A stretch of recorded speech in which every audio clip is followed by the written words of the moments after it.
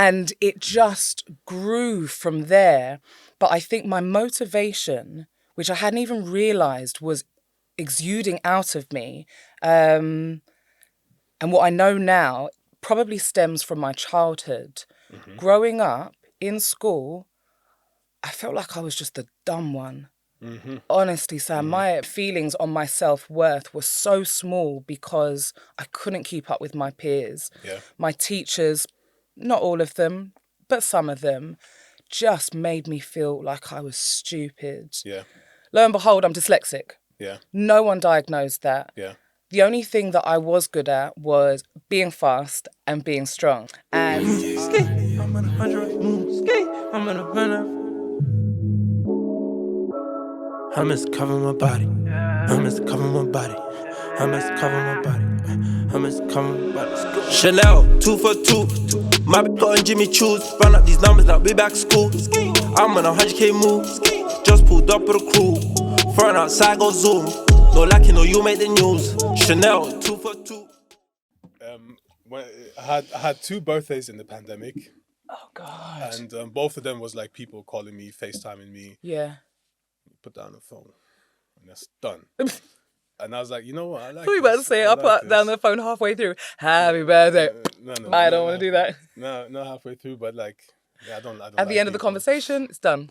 That's it. So Carnival is like a taking the tube in rush hour. It's the worst It's thing. too much. It's too much for me. I could not imagine going to clubs. Oh, Could really? not imagine. Oh, But then you were always like that? no, Okay. very social, cool. I liked friends. I Yeah, like people. I think it's like becoming a bitter old man, linked to running a business. You know. What are we going to do with you? You need to find your release. Pick up something random and new, like, I don't know, sword fighting. That'll be a good tension release. I did boxing for like 6-7 months. It Yeah. was always like basically me getting beaten up and my boom, boom, boom, and my face flying, because I wanted to get rid of this fear of it, you know? Yeah. So I'm like, I went to the biggest guy. He's like, no, you're training with me. And then got punched up. And it's like, this reminds me of life. And at a certain point... And I don't feel like I'm coping very well. No, I think I'm coping very well. I'm coping. Good. I'm coping. Good. So you were able to punch back? No. But when I punched back and it connected, Yeah. and it was like you done like the All with through the the hip. hips and you know the energy, Yeah. and boom! Oh my God, the feeling Feels so good. Yes, boom. Obviously, I like they punched me back. So I was like, oh, you like that? Yeah. I was like, no, okay, boom, boom, boom. But I mean, that's actually a good intro. Boxing training and being an amateur and training with someone that can fight is almost like running a business. Yeah. Lick after lick after lick. And trying to stay up and knowing that you're going to have to get more licks. Yeah. And being prepared for them, Yeah. knowing that they're coming. Yeah. You know, not pretending that it's not going to happen.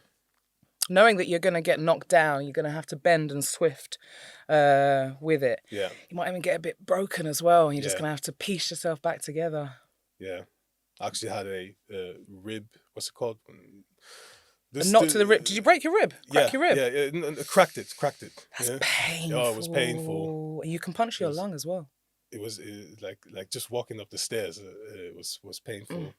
But when it happened, I didn't realize it happened until like 3 days later. It's like, hold on, something's happening, because you have to continue. You have to continue. What are you gonna do? Say stop fighting? You know, stop being mean to me in business. What are you gonna do? You know, no, it continues, right? Oh, my Anyways, honestly. ladies and gents, welcome to the podcast. We got big Chloe Redmond in here.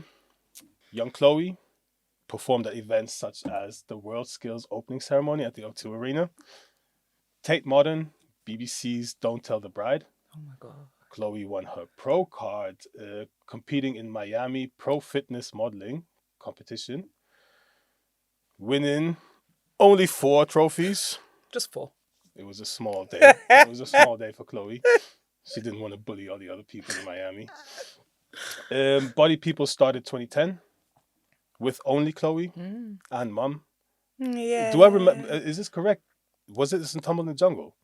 No, I Even was before about that? a little bit before Tumble in the Jungle, but that was one of my first places in Walthamstow. Yeah.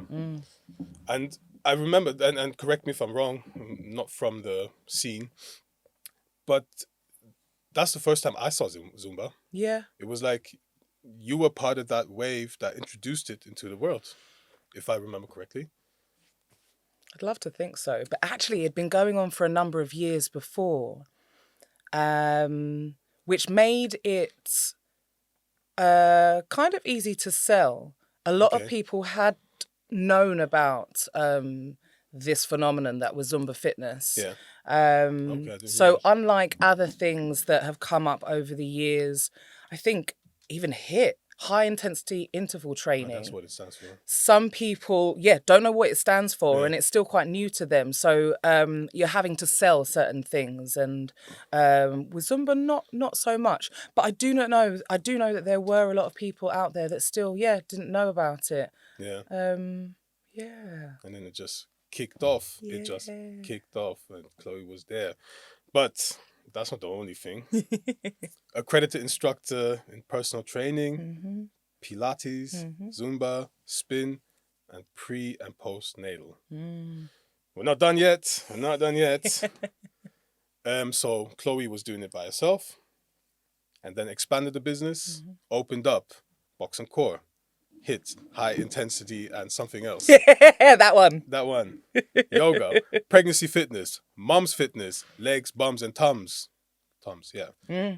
Brave women boot camp, multi fitness, and baby massage and yoga. I mean, god damn it. Talk about scaling, girl. And now, a all-female specialist instructor team. So, putting money in people's pockets. Trying. Yeah. It's a great feeling, isn't it? It is. I love It is. I love Yeah. it. Especially when it's instructors in the community. Yeah. Yeah. When it's your people's. That's it. When it's your people's. Yeah, I love it. Did I miss anything? I mean, we have to roll with the punches. We have to roll with the time. At the moment, we're also running weight training courses, stretch and release. We have just completed a women-only self-defense course. Nice, I like it. I like that. And that feels very, very, very prevalent at this moment. And it was a great success. So we want to keep rolling with these courses, classes, personal training sessions, and eventually get our own base. Yeah, that would be nice. That would be nice. Yes. Yes. But it started with just me, like you said. That team of instructors didn't come straight away. I actually started after uni. I was scrabbling around for an income, and I was miserable, Sam. I was miserable. Was you employed or Self-employed, freelance? From the go? Yeah. How come? I think that's probably my character. I've done employed work, anything from reception work, stocking shelves in a Sainsbury's and stewarding at football matches. Yeah. But it's not really where my passion is. And so I'm trying to kind of figure out my passion, at that time, I wasn't earning an income. Yeah. And my only happy place at the time, Sam, was going to the gym. It was like my meditation. Okay. YMCA, Walthamstow, Forest Road. There's a community there, and the manager at the time spoke with me, and I said, I'm going to have to stop my membership, my happy place, because I can't afford it anymore. Yeah. He had found out that I could teach dance classes. Yeah. And he said to me, he approached me with a proposal of, you teach classes here at the YMCA and you can get your membership for free. So it was like a no-brainer. I was like, okay. And it just grew from there. But I think my motivation, which I hadn't even realised was exuding out of me, and what I know now probably stems from my childhood. Growing up in school, I felt like I was just the dumb one. Mm-hmm. Honestly, Sam, my feelings on my self-worth were so small because I couldn't keep up with my peers. Yeah. My teachers, not all of them, but some of them, just made me feel like I was stupid. Yeah. Lo and behold, I'm dyslexic. Yeah. No one diagnosed that. Yeah. The only thing that I was good at was being fast and being strong. Yeah. And I would go to coaching sessions, athletic teams, dance studios, and I still didn't feel comfortable. And I didn't like the fact that I loved moving my body. This was something that I was good at doing, Yeah. but I'm surrounded by this air of pretentiousness. I felt like... What does that mean? What do you mean by that? You're pretending to be, I think, specifically bigger than you are. And the opposite to pretentious is down to earth. Okay. And that's what I pride myself in being, down to earth and relatable. But I found that I was surrounded by sometimes people that were quite cliquey. And so I think I was moving my body in an environment that, in inverted commas, a lot of people were the pretty white princesses. And if you weren't that, you weren't really going to excel. Yeah. So when I started teaching my own classes, I think that started to come out. And I think people really felt that I was down to earth. I was relatable, I was welcoming and inclusive. To this day, it's still important that when we have new clients come to our sessions, we introduce them to existing people. That's so important to us. We've had people that have been training with us for 13 years, and then we have new people as well. Yeah. And for them to join our community and come into our family means a lot. And to be able to see people come out of their shell and tell us, this is my out, Yeah. this has made my week, Yeah. this is the highlight of this has changed my life, the way I feel about my body, the way my mental health is coping with life. I'm going to sound a bit like hug-a-tree hippie. Go on. But when I teach my sessions, my heart like pulses out of my body and I feel this energy and it kind of circles back and forward throughout these sessions. Like I'm smiling, they're smiling. We've got banter, we're laughing. And this vibe, it's euphoric. I don't know anything else like it. And that's what keeps me motivated. That's interesting. Okay, stop for a second. There's loads of juxtapositions. I'm going to clarify it, or I'm going to ask questions more. But just to quickly remind you why we're doing this, this podcast. So first of all, is to shine light on Black-owned businesses, Black-owned brands. Yes. Thinking about this economy, this microeconomy. If I start using your services and I start paying you, then and lots of people do it, then you can grow your business, you can reinvest in your business, and your product becomes better. And that's how you then become world class.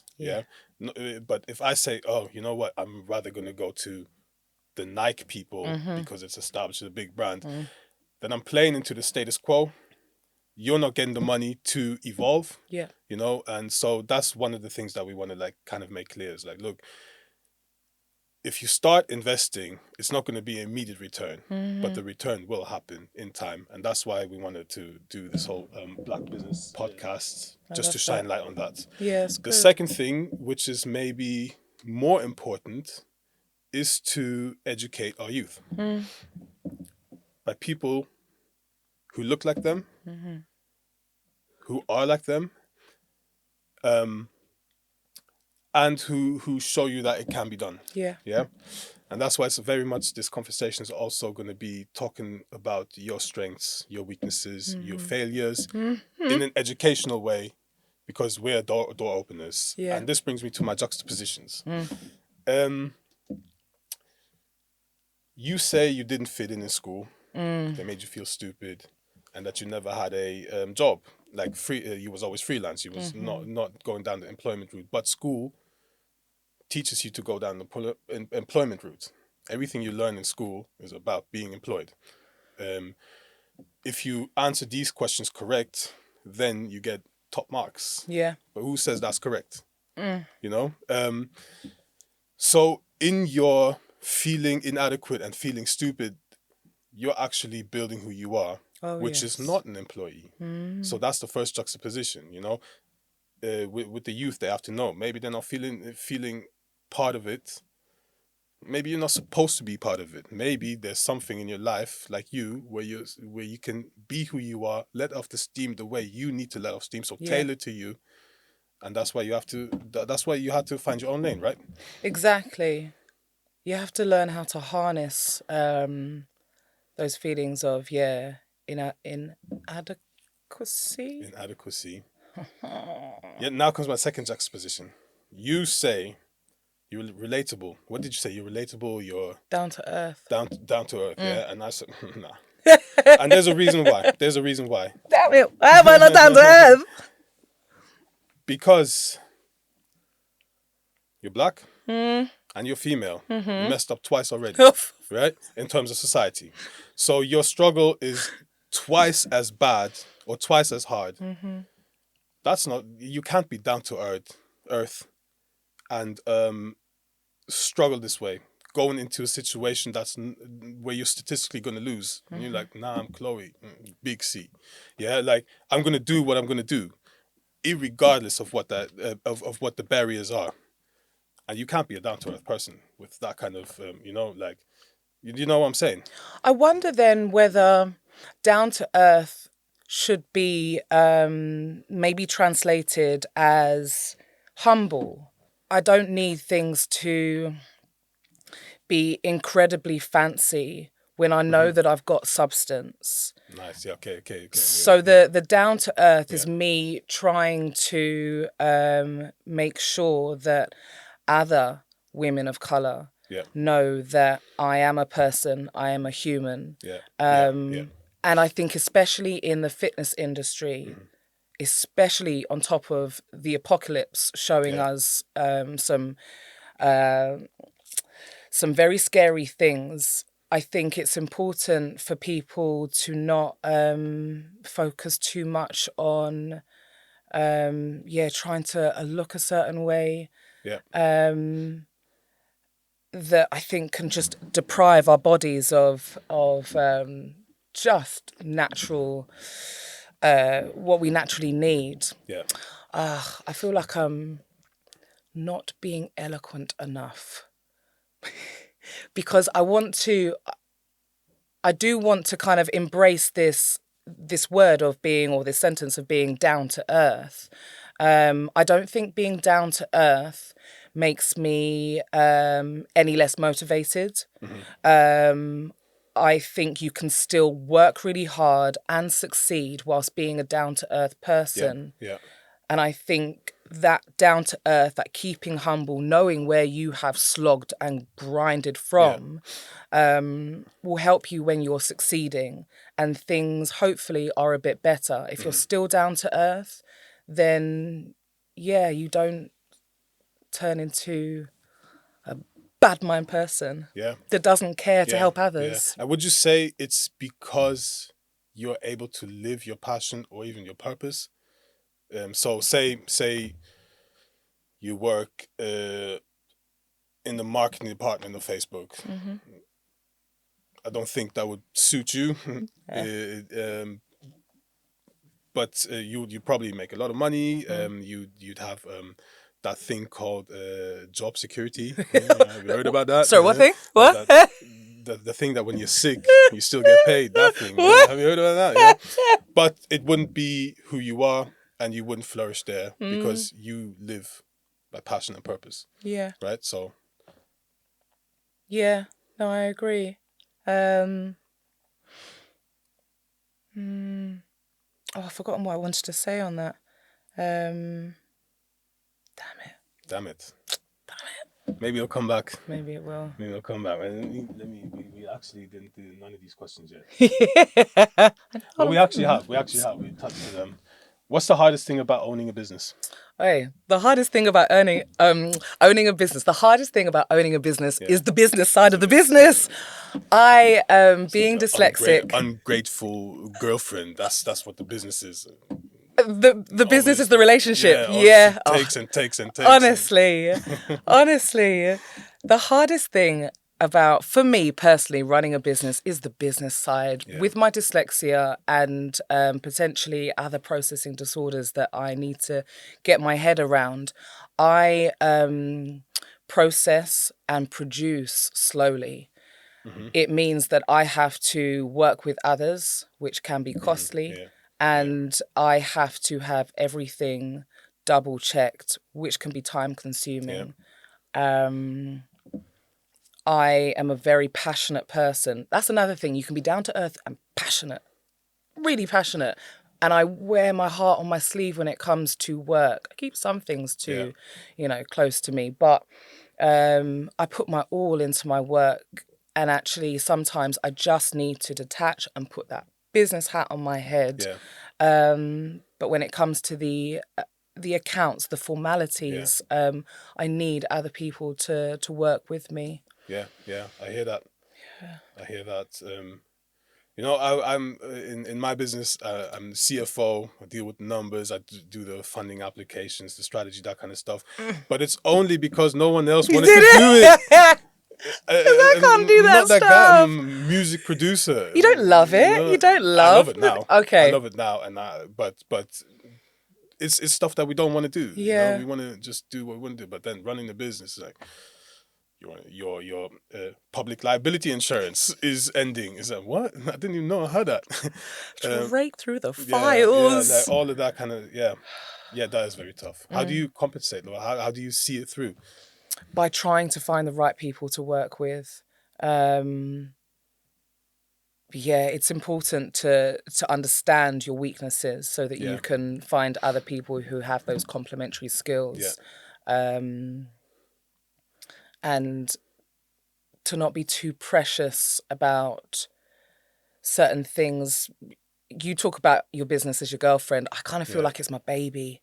And so I feel a bit precious sometimes. It's your responsibility. That's it. Right. That's it. It is your baby.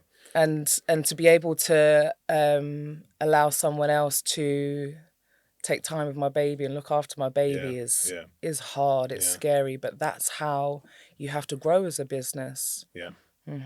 That's really good advice. Speaking of which, this had to be a question for me, but so again, speaking to the young ones, the ones that want to start businesses and that kind of stuff, one piece of advice when it comes to financials in your business. One piece of advice. Can I give more than one, please? Go on. Please. Go on. Because the first piece of advice I think is important, but there's more. Sleep. You need to sleep.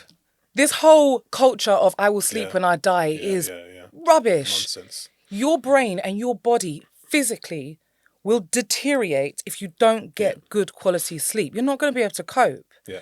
I also think that good manners, being kind and being nice when you're networking and seeking support and advice from potential mentors and working with people in the industry, good manners and being kind and being nice will take you a long way and will sit with people. Yeah. I think that the next generation of business owners should also take time to figure out what type of learner and what type of leader they are. Because in knowing that, you're going to be able to harness your skills and know how to improve on your weaknesses, or at least find other people who you can work with. Yeah. And then my last thing, I think you touched on it a moment ago, is deferred gratification. I think young people really need to appreciate that life does not finish at 30.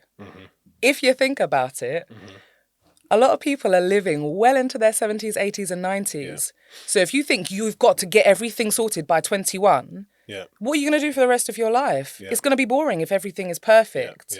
So that hard slog, that feeling of having to grind and graft from the bottom up to the top, I know it can be really testing, but you are building your character in a way where others who skip straight to the top will never truly know. And again, people will feel that when you work with others, when you try and expand your business, they will start to feel that you skipped to the top and you didn't actually take time to knuckle down and realize that that graft will come in time. No, what's quite interesting, because actually these are like two segments of questions about your business and about you. Yeah. And when I ask you about advice for business, you're not talking about return on investment, fundraising, marketing, operations. You are talking about your personality, your character. Yeah. Learning about yourself, becoming harder. One big statement that you said was important statement is knowing your weaknesses. Yeah. So really assessing yourself, and I think that's a very important thing to understand, that it chips who you. It chips who you are, right? Yeah, it does. It molds you. It creates you. It creates you, but it's beautiful what It happens is. there, right? It In is. that And you pain. can't necessarily learn that in a business course. Yeah. You can learn how to get the right investors and how to fundraise in a particular way for the market at that particular time. And you can put a graph together and make it look good. Yeah. But learning how you learn, learning where your struggles are. Yeah. I mean, unless you're planning to go and strand yourself on an island, you need to work with other people and you need to do that well. Yeah. Yeah. Absolutely. Who inspires you, dead or alive, and why? So my inspiration, I feel really privileged actually that I have a good support network from my family. The people who inspire me are my parents and my husband. My husband has, shout out to him, just opening up his second gym. Him and his business partners, Elite Evolution. Yeah. On top of the fact, as well, you know, him and his business partners, on top of having a 9-to-5, are in this industry as well with me, and to learn from them and grow with them by my side, it's very inspiring. My parents as well have run their own businesses, and their wisdom is just like gold to me. So wait, one second. Your DNA is business owner. Your husband, right? Yeah. Yeah, your husband. So your nearest circle is business owners. This is kind of like your entire vicinity is like... It's the only thing I know. Yeah, I know other people that work in that secure, stable life. Yeah. But those people in particular, it's great to have them in my life, especially as they're all very different characters. Yeah. So it's interesting working out and finding out how they deal with their conundrums. Yeah. Advice they've got for my conundrums. Yeah. And it is inspiring, and it's been pivotal, especially with some of the weaknesses that I have that they don't. Yeah, yeah. And I mean, like, that's quite interesting because, like, I call them the theory boys. Like, people on the sidelines that advise you what you should have done or what you're supposed to do, not understanding that we don't have time machines, we can't go back and should have done what we could have done, blah, blah, blah, all of that. Yeah. But also, like, not understanding what it takes to make hard decisions, to go down a path that you're scared of, for example. Yeah. You know, when you're talking about these... all these things in business, or your husband opening up a second shop sounds great, but the stress behind that I cannot imagine. But I can fully respect that there is a lot of stress and sweat and tears behind that good thing that happens. You know, and it's important to be surrounded by such kind of people. Yeah. Would you agree with, or would you give that as advice to young people? Surround yourself with like-minded. Find your tribe. Find your tribe. Yeah. Technical difficulties. My laptop died. It is now back to life. Name one book that every aspiring business owner should read. I am hands down the worst person to ask about reading books. I know. But in preparation for this podcast, I did take time to remind myself that I need to improve on my reading. / listening to audiobooks. Yeah. So, something that I am part way through is a book called The Little Black Book of Success, Laws of Leadership for Black Women. Oh, snap. And after that, I really want to have read to me, a quick ting on Black British businesses. Okay. I think it's important to try and find as relevant a stuff as possible. So get nuggets of information from both Black women and Black British business owners is People who good. have been through it. That's it. Maybe now on a bigger level than you, whereas you are on a bigger level than others. Yeah. And consistently opening these doors. And you know what? Feeding information. Because that's where the wealth lies in. Yeah. Mm-hmm. They tell you something that you didn't know. You tell someone that you know, and then pass it on. Pass it on. Yeah, I like that. We need to plug those books. Yeah. We need to plug those books. Yeah. Yeah. I can message across message that across. With the authors as well. And I'm happy to hear what other people have read and found good for them, especially for Black British business owners. Interesting. Second to last question. How do you personally define business success? Is it money, freedom, influence, creative expression, innovation, something else? I honestly feel like it's all of the above. Okay. But in particular, freedom. Ooh, yes. I think if you have freedom because you have built the courage, you have researched your industry. Yeah. You are able to take sensible risks and you've saved money, I believe that you have the freedom to, instead of make decisions based on obligation and desperation, but you're free to make decisions that are the right thing to do and the good thing to do. I think freedom from the success of a business will allow you to continue or to try and have a work-life balance. It's not about burning out because you don't have the freedom to take some downtime. Freedom, I believe, also is a way for you to have space to be creative, to be innovative, and to be able to influence. So having that freedom, I think, is the most important thing. Yeah. I must totally agree with you there. Freedom is scary. Yeah. And it's, you know what? It's like you, in the journey, you kind of break the chains, and then all of a sudden the chains are broken. No, what's it called when you're pregnant and in a job, and then and you get no maternity leave. And you get maternity leave, and now in your own journey you don't. Oh yeah, because it's your paycheck, sick pay, that kind of stuff. Mm-hmm. That's the scary part of freedom. But if you overcome that, boy, ask me when I did rush hour the last time. I wouldn't know. Today morning, that was a rush hour because of you. Today morning, don't do that. Yeah, freedom. Yeah.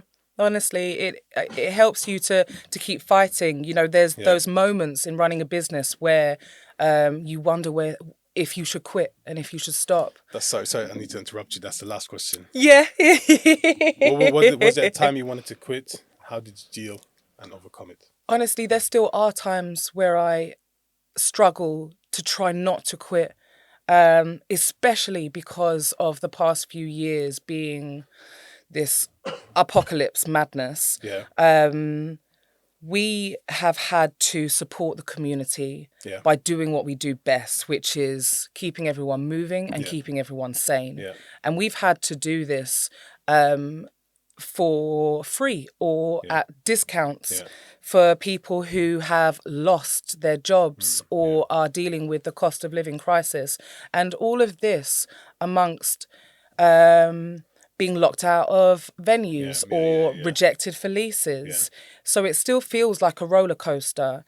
Personally, I need to keep my body moving. I need my me time in the gym. That is my meditation.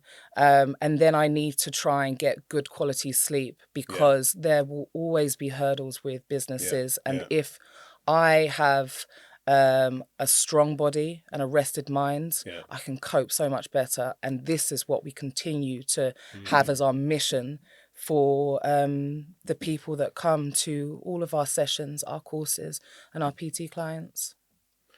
I mean, yeah, that's really, really true. And kind of a nice outro. Basically what you're saying throughout this whole thing, know yourself. Don't try to fit in. Even from a young age, school age, where like societal pressures are still really prevalent. But don't be reckless with it. Be kind. Don't be reckless, yeah. Run to your fears, build your tribe. Yeah. And don't believe the hype. The hype being like work 24/7, all this nonsense, man. Stop it. It won't do you any good. It won't do you any good. Like longevity, it's a long game. Yeah? That's it. If you want to make money tomorrow, yes, grind hard. If you want to build something that lasts the trials of time, then yeah, you need to be balanced. That's it. Chloe, it was lovely having you. It's Super lovely to inspirational. be Go check her out. here. We're gonna link everything. But real leader really comes from the hustle and sat here beautiful and smiling, you know. So yeah, Thank you, Chloe Redmond, the body people. What else to say? Any last words, Chloe, for us, for the youth them? Follow on Instagram, the Body People UK. Yeah. Oh, check out the merch. We're gonna link everything. Check out the merch. Your mum needs this merch. Your auntie needs this merch. Your brother needs this merch. Yes. Everyone needs new t-shirts. T-shirts are right here. We're gonna link everything, all the Instagram, all that Twitter, The whole community, Instagram, the whole all family. The whole community. I think the most beautiful thing that you said was build your tribe. Yeah. That's lovely. That's leadership, right? Because you're building the tribe. Yeah. Wicked, Chloe.